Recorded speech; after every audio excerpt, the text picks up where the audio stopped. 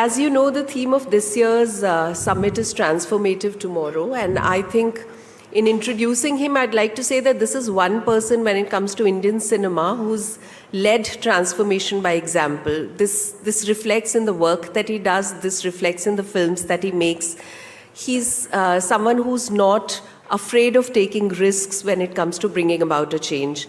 I've never seen a better fitment to the theme than this is. So Aamir, welcome and thanks for taking out the time to be with us. Thank you. You've had a great year, Aamir, with Sitaare Zameen par.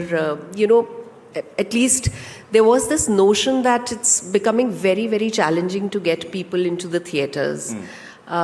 It's seeping into us. Our consumption pattern is such that we feel aa jayegi, OTT pe aa jayegi, TV pe aa jayegi, and people are not willing. And also there are things that are getting said with respect to only a large action film is the one that should come in theatres. Larger than life is what is needed. Superhero films are needed. So in all of that talk, a film like Sitaare Zameen par coming and doing a 260 crore business was a complete game changer. It's very reassuring actually. Because I always have believed in stories, and I feel that irrespective of genre, whether you're making an action film or a thriller, you still need a good story. Yeah. And with technology coming in, things change. Of course, things change. But what doesn't change is that people connect to stories. And I think that's very fundamental to my work, at least. Yeah. And any one compliment that you got for Sitaare Zameen par which completely blew you away? Well, it was very moving to see the reaction of audiences, especially people who are suffering with disabilities, who are neuroatypical. Their reaction, the reaction of their families, their reaction of their brothers, sisters, parents was really, really heartwarming. It was really heartwarming. I think the community really embraced the film, and it was really nice to see that. And along with that, I think mainstream audiences across the world have really, the film really connected with them. So I'm really happy about that. Yeah. Aamir, when it comes to leading through disruption, you've always been a leader that's kind of brought about a disruption. I'm reminded of a time when, I still remember there was a Stardust headline which said that this is late 80s, that Mithun Chakravarti has more than 40 films right now in his kitty. He's working on so many shifts simultaneously. Then you came onto the scene and you disrupted the whole thing by saying that I'll do only one film in a year. You have been bringing about a disruption also in the marketing of your films. And now the latest one that you've done is to do a pay-per-view model on YouTube, where you've said that I don't care for the OTT platforms. I would much rather have people pay on YouTube and watch my film. But that's not entirely true. I just feel that there should be one more window. You see, after theatrical, we tend to go straight to OTT. I believe that there is a window that should be there. It's there all over the world of pay-per-view. And you have a period of 1 month, 2 months, depending on, what is better. But my attempt is to really introduce that window, which I think should be there. It's one more avenue of, earning for the producer. So that's what I'm attempting to create. But I think the idea was somewhere for the industry to also come together and sort of support this model. But that hasn't really happened, has it? No. I was doing it alone. I was not doing it as an industry move. It would be nice, I think if the industry does collectively try and create a window for pay-per-view, it will help all of us. I just feel it will be very strongly helpful to the industry if that happens. Yeah. We had Hugh Grant in a session earlier this morning, and he went on record to say that he can't stand streaming because he feels that it takes away from the very joy of collective viewing, and people should come back to theatres. And there is that over-obsession with the streaming culture. You've taken a stand where you say that there needs to be a minimum difference at least, before a film comes on OTT. Sure.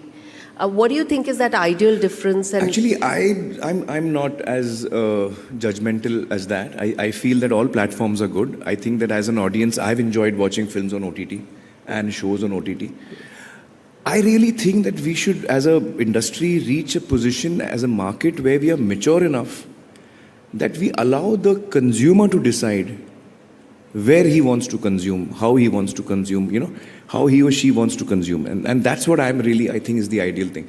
Because some people prefer to watch at home, they have practical difficulties, and some people prefer going to the theatre. I think it's each one's choice. I think really the audience should decide where they want to watch the film, and we should be able to service all of those, नहीं, पर audience के लिए तो ये easy है ना आमिर, कि घर आ ही जाएगी 3-4 हफ्ते में, 2-3 हफ्ते में फिल्म आ जाएगी, आप 600 रुपीज़ में पूरी फैमिली देख सकती है, तो थिएटर में जाने की ज़रूरत क्या है फिर? नहीं है, आप बिल्कुल सही कह रहे हो, इकोनॉमिकली नहीं है, लेकिन आपका मन करता है ना जाने के लिए. सी any industry cannot survive on rules and regulations कि सब लोगों को by law they have to go to the theatre. ऐसे थोड़ी होता है. People should watch where they want. And your film should be exciting enough that people want to watch it on different platforms. A lot of people want to watch it in theatres. People also who've missed it in theatres want to watch it at home. They watch it on pay-per-view, OTT, satellite, So I think that for me, where you watch my material is not so important as long as you watch my material, because I'm making my material to reach people. I want people to enjoy the stuff. And so I'm not agnostic about कि यार OTT नहीं होना चाहिए, digital. In fact, I think today digital has become so much part of our lives that if you're not existing on digital, you pretty much are not around. People don't know you're there if you're not on digital. You're not relevant anymore. So I think that with technology, you have to move ahead with it, but it should be used to your advantage as opposed to your disadvantage. And I think that in this film, in the film industry, I think that world over, you have a showcasing of theaters, then pay-per-view, then OTT, and then I think satellite or something. So that's how ideally it should be. And I really feel that it's up to the audience where they want to watch my work. As long if they find it exciting enough to come to the theaters, then they should come there. Aamir, it's been 40 years to your career. In fact, a little more than 41 years now exactly. 41. Your film Holi, I think 84 में आई थी. 84 में नहीं, 86 में आई थी शायद. But वो भी theatre में release नहीं हुई थी. It had won a national award, so it had come on television. DD had shown it. All national award-winning films are shown. I wouldn't really count that as my film. I was more an AD at that time.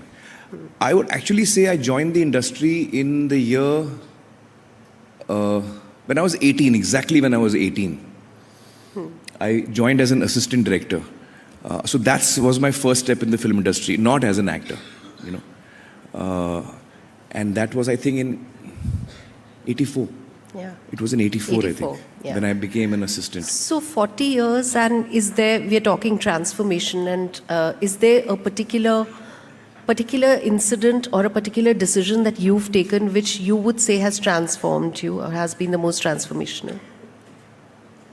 Yeah, I think there was one decision in my life which I think was because of which I am here today, I'll have to give a little context before that. My first film, QSQT, released. It was a big success. I became an overnight star. And then I started getting a lot of offers for films. I wasn't getting offers from the directors I wanted to work with. I had a list of directors I wanted to work with, but none of those directors approached me. I think at that time, even after a super hit like QSQT, you still had to establish yourself as a star, before the A graders wanted to work with you. So anyway, I was getting a lot of offers, and I signed some 8-9 films, thinking that the rest of the actors are doing 30, 40, 50 films. So I think under 10 should be okay for me. That was what I thought. I had never worked like that. But when the shooting of these films began, I realized what a big mistake I had made. I'm not built to, do 2-3 films together or, 8-9 films together. So that is my first realization. The second realization was that I realized that, it's very important to select the director. Your director is the captain of the ship. It's very important to have the right director. Because if I hear a script and I'm thinking that it's a romantic scene and I'm imagining it's, going to be shot in Kashmir or Kulu Manali in the mountains, the producer is thinking he'll shoot it in Khandala or Lonavala, which is 2 hours from Bombay. the director is thinking he'll shoot it in Lonavala, Khandala, and the producer has already booked Film City. There are 2 hills over there also. तो जाना था Japan, पहुंच गए चीन. So I realized in the first 6 to 8 months of working on these films that 3 things are very crucial for any film: the script, the director, and the producer. Yeah. Unless these 3 are ticked off, I realized that I would not ever do a film again, and I was very unhappy with the work I was doing, to be honest. In the first couple of years of my career as an actor after QSQT, I was very unhappy. I think I was not happy with the projects. I was not happy. My sensibility didn't match with a number of the people I was working with. And to cut a long story short, these films started releasing eventually, and they started bombing. Ek flop hui, dusri flop hui, teesri flop hui. And then I was labeled one film wonder by the media. And rightly so. Those 3-4 films which had not done well had brought me to this situation, and the remaining 3, 4, 5, 6 films which I was working on, which were about to come, I knew how bad they were. So I was like, I'm sunk, because my career is going to, go down the drain in this manner. And I swore to myself, because I was so unhappy. I used to come home and cry in the evening. I was very unhappy with the work I was doing. So I swore to myself that, never again will I compromise with my work. Unless the director is someone I completely trust, the script is something that I really love, and the producer is someone who can really produce the film well, release it well. Until these 3 things are in place, I'm not going to take on another film, even if it means my career comes to an end. Which it was looking like it was coming to an end, because my films were not doing well. I felt I'm stuck in quicksand. I was trying my level best to come out of it, but the more I would struggle, the more I would sink. And at that time, I got a call from Bhatt Saab, Mahesh Bhattji. And Bhatt Saab called me and said, I want to meet you, have a film for you. So I was really thrilled, because Bhatt Saab was on the rise at that time. He had made Saransh, he had made Arth, and then he had made Naam. All 3 really successful films back to back. And I was so relieved that, finally one director who I want to work with is, reaching out to me, and I was feeling relieved, actually. And then I went to meet him, and he narrated the script to me. And I didn't like the script. And I was so, disappointed. I didn't tell him anything that evening. I said, sir, can I think about it for one day? He said, yeah, we'll meet tomorrow, you think about it. So that day when I went home was the turning point of my life. Because saying yes to Bhatt Saab would give me a new lease of life. I would be able to absorb another 3 flops, because Bhatt Saab ki film aa rahi hai, So it's practically very, very important for me to say yes to this film. But I have decided not to do that. My heart is not in this. If I'm not excited by the script, I don't want to do it. So that night I couldn't sleep. I was like, should I say yes to him and compromise with my, heart? Or should I say no to him and leave this one opportunity? I'm in quicksand and Bhatt Saab ka haath aaya hai. Main pakad bhi nahi raha hoon. So that night was a very difficult night for me. And the next day I went to meet him in the evening, and I had not decided yet what to say to him. But I knew I couldn't do the film. So when I met him, I said, Bhatt Saab, I'm really sorry, but I can't do the film because I haven't liked the script. And I'm a newcomer. You're a very established director. Who am I to say no to you? And probably after this, you won't work with me. But the fact is that I can't lie to myself, and I have to only do what I really love. So I'm afraid I can't say yes. So you let it go. I let it go. कौन सी film थी बता दो Bhatt साहब ने बनाई? I'll come to that. The story is there. So Bhatt Saab gave me he said, no, chill, don't worry about all this. Why don't you want to do it? Why did you not like it? So he went into discussions about the film. And that film never happened eventually. Oh. That film never happened eventually.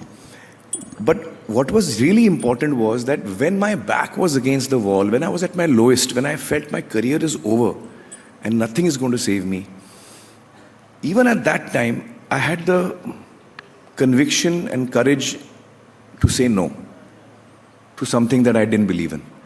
And that strength, gave me the strength to take all the difficult decisions that I took in my career after that. Doing a film like Lagan, doing a film like Sitaare Zameen par. I believe that had I compromised with myself, with my dreams, with my emotions, and had said yes as a practical thing, I personally feel my career would have had a totally different graph. The fact that I was not ready to compromise at my worst gave me a lot of strength. And I think that really was a turning point for me. That's a turning point, for sure. Aamir, ek cheez, as I said, unconventional also comes true when it's about your personal life, because, there is a situation where marriages don't last and there is bitterness. Then there's another stage which is about being cordial with your exes. And then comes a stage where somebody's friends with the exes to the extent that you would make personal appearances. You've reached this third stage, and people wonder how there is so much harmony when it comes to Reena, Kiran, and how you relate to them, and this blended family that's come through. I guess it shows we are good people. Matlab, what to say?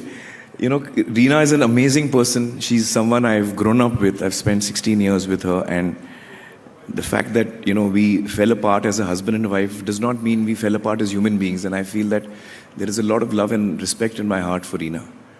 And I truly value the time that I've spent with her. And, I grew up with her actually. We were both very young when we got married. Yeah. And she's a fantastic person. So when we had our differences and we parted, I think we didn't part as human beings, because we didn't feel like, I guess. And the same was with Kiran. I think Kiran is an amazing person, and she and I decided to, part ways as husband and wife. But, we are family.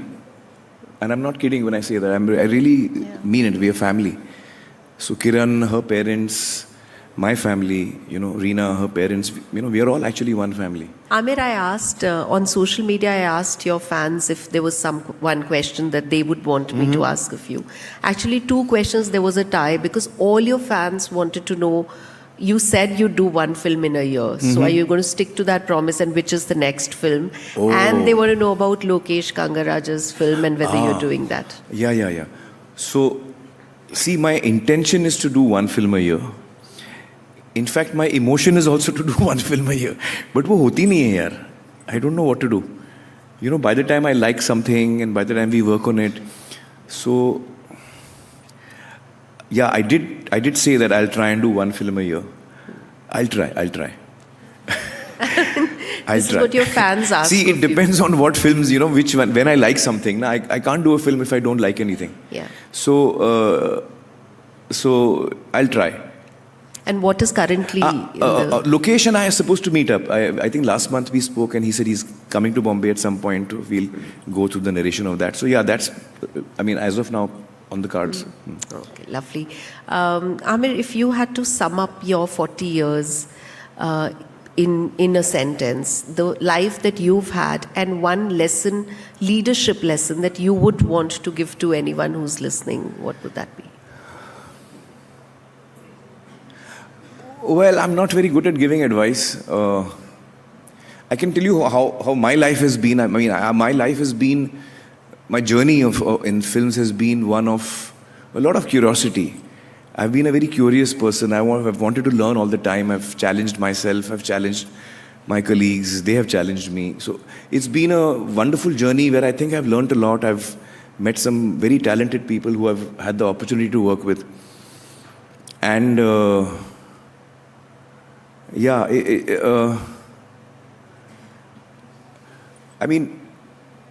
I've never thought so much far ahead. So all this has been unplanned. What has happened is unplanned, I just went after the film that I wanted to do at that time, really. And that's what I'm doing even now. So I didn't think so much about my So maybe go with career. the flow. I think that one of the things I've realized is that, okay, I'll tell you what I've learned. See, when I came into the industry, what happens is you come with your own ideas, you come with your own convictions of what you would like to do and how you would like to do. I'm sure all of us go through that, when we are starting our lives. And at that time, a lot of people who are experienced and who have been around for longer, sometimes they tell you, कि यार ऐसे नहीं होता है. This is not how things happen. And एक ही तरीका है होने का, मतलब तो I didn't follow that. I didn't listen to anyone and I didn't follow any rules.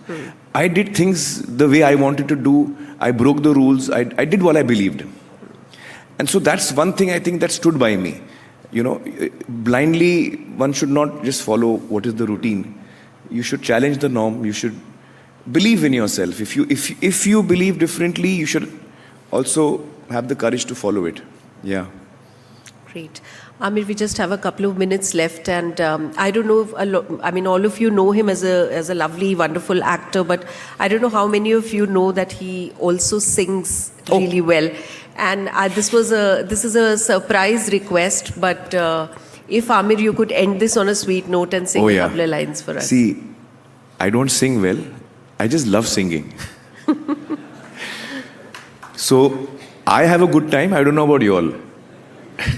And I've also started learning, last couple of years. Classical? I'm learning classical, yeah. With my Guruji is Sucheta Bhattacharya. Okay. And she's an amazing teacher, and I really enjoy my lessons with her. It's like, it's like you get lost in that 1.5 hour. It's, it's like a zone, Beautiful. तो फिर आप आखिरी के 1 minute में हाँ, कुछ मैं दो कुछ लाइनें अच्छा सा गाना गाता हूँ. कौन सा गाऊँ? राग नहीं है, इतना मैं अभी टाइम लगेगा वहाँ पहुँचने में. Well, I mean, I have sung a lot of rags with my teacher, but on my own, I don't think I can. So let me sing some fun song. Oh, मेरे दिल के चैन, oh मेरे दिल के चैन, चैन आए मेरे दिल को दुआ कीजिए. Amazing. With that, calls for an applause. And with that, we need to make way for the Prime Minister's session. And thank you so much, Aamir. It has been such a pleasure. And thank you for your time. Pleasure. Thank you so much.